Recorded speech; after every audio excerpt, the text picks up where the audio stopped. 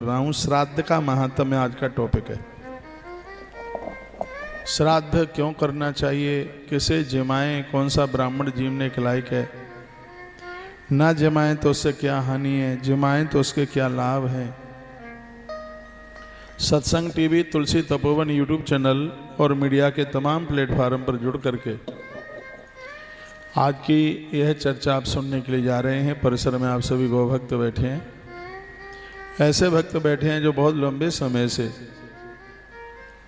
गौतीर्थ तुलसी तपोवन गौशाला के साथ आप जुड़े हैं। यहाँ भगवान व्यास ने एक बड़ी अद्भुत बात कही है। भगवान वेदव्यास लिखते हैं, कहते हैं कि जैसे कीचड़ में गैया फंस जाए वो बड़ा कष्ट पाती है, उसी प्रकार से संसार में यह जीव भी ऐसे ही फंसा हुआ है। उसके उद्धार के लिए, उसके आत्म कल्याण के लिए 16 दिन के इन श्राद्धों की बड़ी अद्भुत महिमा कही गई है। कहा गया है कि इन श्राद्धों के दिनों में कुछ चीज़ें हैं वह भूल करके भी मत खाइए, नहीं बहुत बड़ा अपराध हो जाए। कितनी भी आपको आदत है प्रणाम करके प्रार्थना करके, मैं कहूँगा कि इन श्राद्धों के समय पर इन चीज़ों को छोड़ दें। श्राद्ध कर्मणि वर्जानि कारणं चात्र वक्ष्यते, पुरा देवासुरे युद्धे निर्जितस्य बलेसुरे। जिस समय देवासुर संग्राम हो रहा था, बलि के साथ में युद्ध हुआ और उसी समय देवताओं ने इतनी चीज़ों को निषेध कर दिया जो कभी ना खाए।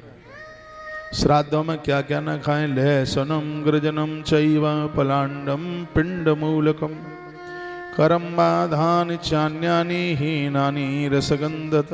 भले ही उस दिन घर में कोई श्राद्ध नहीं पड़ा है तो भी पितरपक्ष में इतनी चीज़ों को घर तक आने मन दीजिए। क्या क्या कहा गया? लहसुन, गाजर, प्याज, सलगम, अदरक, मूली और हींग, ये श्राद्ध में बिल्कुल वर्जित हैं। आपको हींग स्वास्थ्य के लिए बहुत लाभदायक है, फायदेमंद है, लेकिन श्राद्ध के समय में इसको प्रयोग में मत लीजिए। हींग को भी, अदरक को भी, गाजर को भी, यह श्राद्ध में इसको सम्मिलित नहीं किया गया है। वो नहीं किया गया है तो नहीं लीजिएगा। एक बात और मैं आपको निवेदन करूंगा, आप कर सकें तो पूरे श्राद्ध के महीने में दोपहर, श्राद्ध के पक्ष में दोपहर के समय में कच्चा भोजन मत बनाइए। कच्चे भोजन में दाल रोटी आती है, तो पूरा साल भर आप 365 दिन दाल खाते हैं, 16 दिन ना खाएंगे तो कौन सी आफत आ जाएगी। और ज़्यादा शौक है, मन मानता नहीं है तो शाम को खा लो, लेकिन दोपहर में मत खाइए।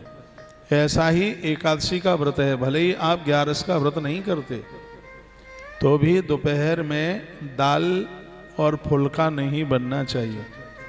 क्या खा लें दोपहर में? पूड़ी खा लो, पूड़ी नहीं पचती है तो पराठा खा लो, कम घी का लगा के, उसमें कम लगा लो घी, पराठा। तवे पे से जिसको उठा करके चूल्हे पर नहीं सेका जाता उसे पराठा कहते हैं। वो तवे पर ही 2 बार उल्ट पुल्ट करके थोड़ा हल्का घी लगा करके आप ये देख लीजिएगा। ये मेरे सामने पुराण रखा है, इसमें लिखा है जो श्राद्ध पक्ष के नियमों को पूरा कर लेता है, एक तो उसके घर में अकाल मौत नहीं होगी और उस घर की स्त्रियां बांझ नहीं होंगी, कभी भी संतान की वृद्धि होती रहेगी। यह इतना बड़ा प्रभाव है इसका। अभी मेरे पास कोई व्यक्ति थे, मैं यहाँ बगीची में रुका हूँ, अग्रवाल बगीची, जहाँ आप मुझसे कई बार मिले हैं। पता नहीं वहाँ बैठे हैं कि नहीं, सुन करके मुझे भी बड़ा अच्छा लगा। कहते हैं कि आपकी 7 दिन की कथा 50 दिन की कथा के बराबर होती है। 7 दिन की कथा, इसलिए फालतू बातें नहीं होती, व्यर्थ की बातें नहीं होती, हल्ला गुल्ला नहीं होता, और एक एक बात को बहुत प्रमाण के साथ रखा जाता है। कथा में कोई मनोरंजन नहीं, 1% भी। एक एक सूत्र सीखने के लायक होता है। मेरे निवेदन पर आप यह 2025 के श्राद्ध को एक मेरे ढंग से मना लीजिएगा। यही 2025 का श्राद्ध कमाल कर देगा। घर में पितृदोष नहीं रहेगा, घर में वास्तु दोष नहीं रहेगा। यदि बच्चों के विवाह में अटकलें आ रही हैं, उम्र ज़्यादा हो रही है, तो घर में निश्चित कोई दोष है, दिक्कत है।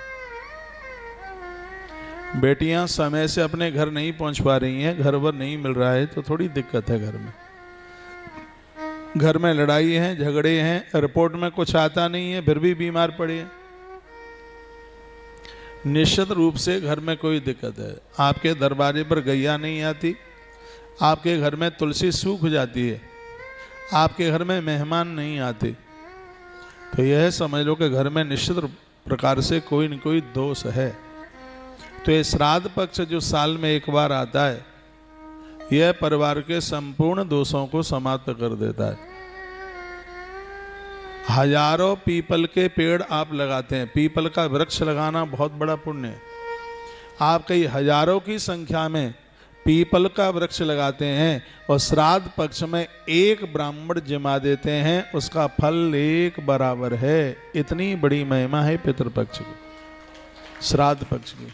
श्राद्धों में अग्निदेव का दर्शन, जल का दर्शन, गौ माता का दर्शन, तुलसी का दर्शन, जनेऊ यज्ञोपवीत का दर्शन, कपूर का दर्शन, यज्ञ कुंड का दर्शन और तिल का दर्शन, दूर्वा का दर्शन, कुसा का दर्शन और कौआ का दर्शन। कागा जानते हैं, कागा, ये दर्शन बहुत ज़्यादा महत्वपूर्ण है। श्राद्ध पक्ष में इनका दर्शन हो जाए, इनके दर्शन करने से पुरखे तृप्त होते हैं, उनकी बेचैनी समाप्त होती है। कागा कौआ बहुत शुभ है श्राद्ध पक्ष में, पितृपक्ष में, इसलिए श्राद्धों में काक बलि दी जाती है।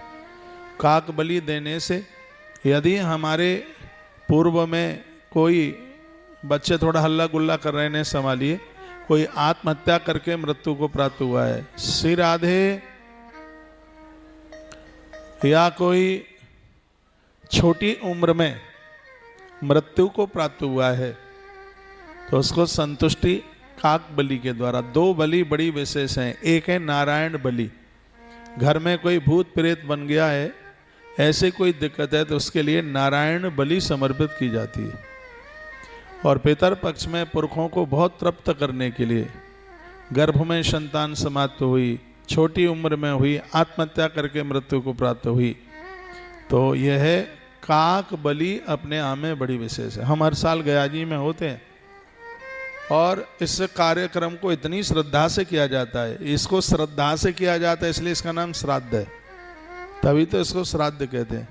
ये मेरी बिल्कुल बनावटी बात नहीं होगी जो मैं आपको बोल रहा हूँ। जितने दिनों तक मैं पितरपक्ष में नहीं, तो मुझ जैसा आदमी विश्वास कम करता है, क्योंकि मैं विज्ञान का स्टूडेंट रहा हूँ, गणित का मैं विद्यार्थी हूँ, और मुझ जैसे व्यक्ति ने इन सब चीज़ों को मान लिया है, तो समझ लो को ये चीज़ है और ये सत्य है। पितरपक्ष में मैं गयाजी होता हूँ तो एक भी रात ऐसी नहीं होती जहाँ मुझे फल्गु के किनारे पर हजारों हजारों पितृ दिखाई न देते हों रात्रि को सपने। श्राद्धों में पितर, ये तो 365 दिन गौ माता को मैं श्राद्धों में देखता हूँ। मुझे पितरों की उस धरती पर होने की अनुभूति होती है। मैं तो 1 साल के लिए गया था वहाँ पे कार्यक्रम करने के लिए 2011 में, लेकिन कुछ ऐसी प्रमाणित घटनाएं घटी जिसकी वजह से मुझे बड़ा विश्वास हो गया। मैंने पूर्व में कभी निवेदन किया हो